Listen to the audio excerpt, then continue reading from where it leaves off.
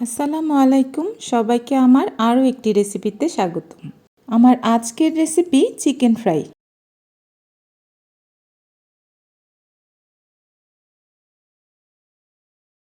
আর এই chicken fry তৈরি করতে যা যা লাগছে, প্রথমে মাংসগুলোকে একটু ছুরি দিয়ে কেটে নিচ্ছি যাতে করে মশলাটা মাংসের ভেতরে ভালো করে ঢুকে। দিয়ে দিচ্ছি আদা বাটা 1 চা চামচ, রসুন বাটা 1 চা চামচ, জিরা বাটা 1/2 চা চামচ, ধনিয়া গুঁড়া 1 চা চামচ, লাল মরিচের গুঁড়া 1 চা চামচ, সয়া সস 1 চা চামচ, স্বাদমতো লবণ দিয়ে দিচ্ছি। এরপর ভালো করে মাখিয়ে এটাকে ম্যারিনেট করতে রেখে দেব।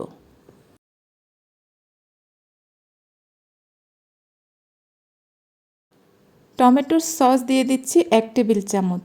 একদম ঘরোয়া উপকরণ দিয়ে আজকের চিকেন ফ্রাইটা করে দেখাতে চেষ্টা করছি।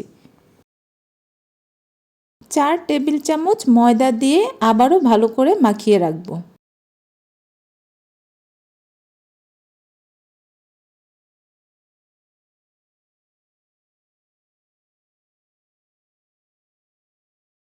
কড়াইতে ভাজার জন্য তেল দিয়ে দিচ্ছি।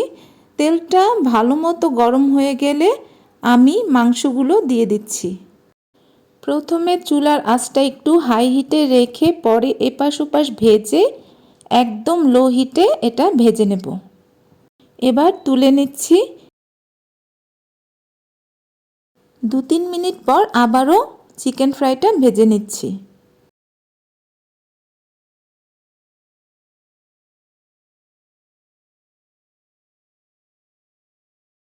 ভাজা হয়ে গেলে চিকেন ফ্রাইটা উঠিয়ে আমি একটা প্লেটে পরিবেশন করব। এই তো হয়ে গেল আমার চিকেন ফ্রাই। মজাদার এই চিকেন ফ্রাই রমজানের আপনার ইফতারের স্বাদকে আরও বাড়িয়ে তুলবে। আমার আজকের রেসিপি যদি ভালো লেগে থাকে তাহলে লাইক, কমেন্ট, শেয়ার এবং সাবস্ক্রাইব করে আমার পাশে থাকবেন। চাইলে ফেসবুকেও ফলো দিয়ে রাখতে পারেন।